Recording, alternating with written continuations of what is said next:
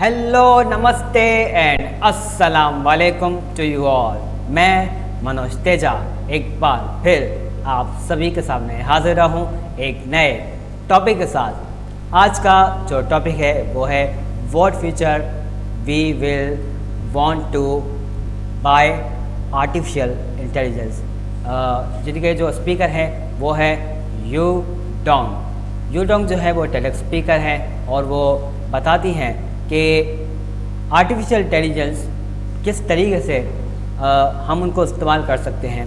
तो बेसिकली जो telex speaker है हमारी वो एक कंप्यूटर साइंटिस्ट है और वो जो है आर्टिफिशियल इंटेलिजेंस और साथ साथ जो है NLP जो नेचुरल लैंग्वेज प्रोग्रामिंग है उस पर काम करती हैं। सो नेचुरल लैंग्वेज प्रोग्रामिंग के ज़रिए जो है हम आर्टिफिशियल इंटेलिजेंस को ट्रेन करते हैं। उसके अंदर जो है डेटा इन्वॉल्व करते हैं, जो भी पूरे वेबसाइट हो गई, हमारे जितना भी जो डेटा होता है इंटरनेट के ज़रिए हम सारा डेटा जो है आर्टिफिशियल इंटेलिजेंस को दे रहे होते हैं। जिस तरीके से हमारे पास चैट जीपीटी है, चैट जीपीटी में जितना भी जो गूगल वगैरह जो भी डेटा है वो सारा का सारा जो है अवेलेबल है। अब हम अगर गूगल पे कुछ सर्च करते हैं तो गूगल हमें इतने सारे रिज़ल्ट जो है हमें दे देता है। रिज़ल्ट के साथ हमें वेबसाइट भी अलग अलग वो देता है, लेकिन ChatGPT to the point हमें जवाब देता है। हम जो सवाल पूछते हैं वो टू द पॉइंट हमें जवाब दे रहा होता है। तो चैट जीपीटी की ये खासियत होती है। खैर, तो वो बताती है कि दो स्कूल ऑफ थॉट है।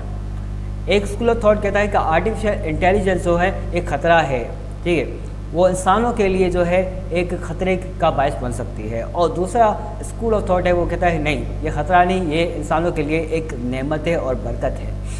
तो खतरे वाले कहते हैं कि ये इंसान की जो नौकरियां हैं वो खा जाएगा, इंसानों पे काबिज हो जाएगा, इंसानों की जो वैल्यू है वो ख़त्म हो जाएगी।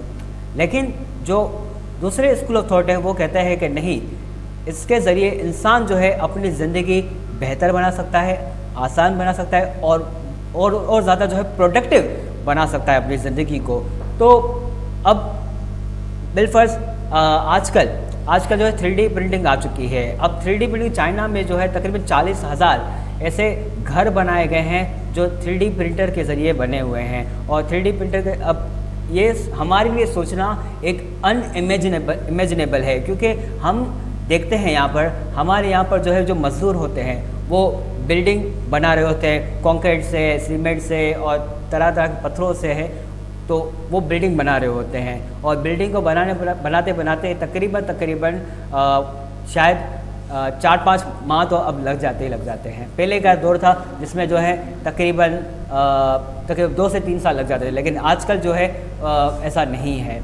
खैर, तो जो 3D प्रिंटिंग है, 3D प्रिंटिंग के ज़रिए जो है हम तकरीबन सिर्फ और सिर्फ एक दिन में, जी हाँ, एक दिन में हम बिल्डिंग को खड़ा कर सकते हैं एक दिन में। तो ये एक रेवोल्यूशन है आर्टिफिशियल इंटेलिजेंस के ज़रिए।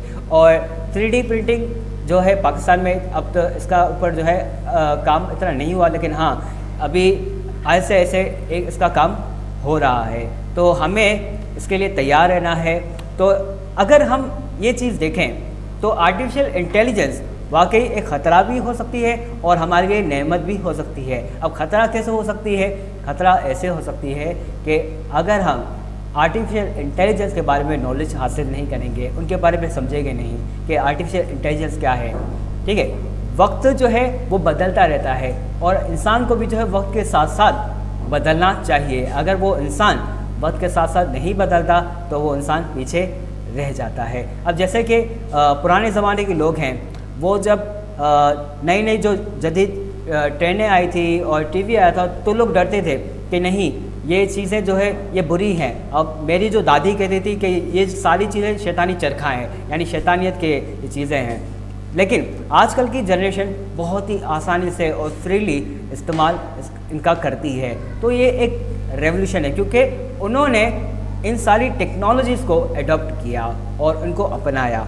तो जिन्होंने अपनाया उनके लिए एक नेमत का बायस बनी और जिन्होंने नहीं अपनाया उनके लिए जहमत का बायस बन गई।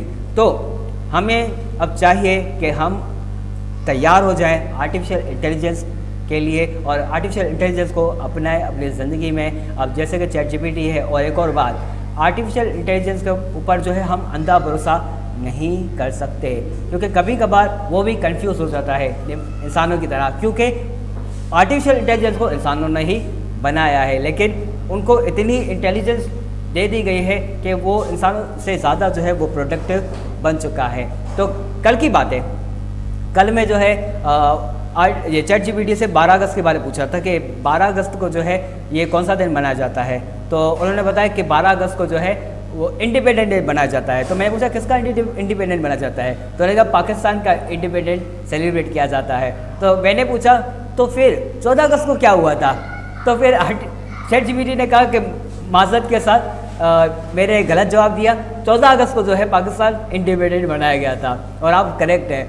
तो फिर मैंने पूछा चलो ठीक है, सही है, ये परफेक्ट है, लेकिन 12 अगस्त को फिर क्या हुआ था, तो फिर दोबारा उन्होंने कहा कि पाकिस्तान आज़ाद हुआ था। तो फिर मैंने कहा तो फिर 14 अगस्त को क्या हुआ था, तो फिर दोबारा उन्होंने कहा कि सॉरी मुझे कंफ्यूज हो गया हूँ माज़रत के साथ।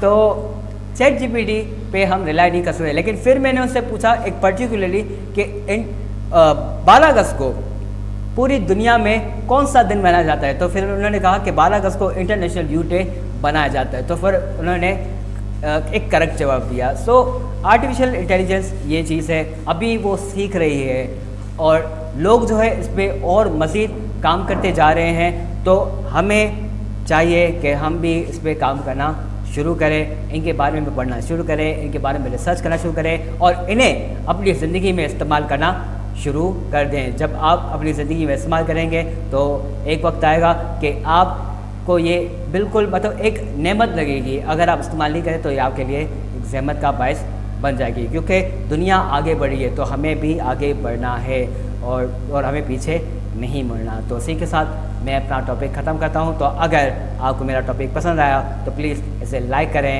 कमेंट करें, शेयर करें और प्लीज़ मेरे चैनल को सब्सक्राइब करना ना भूलें। So thank you so much and नमस्ते।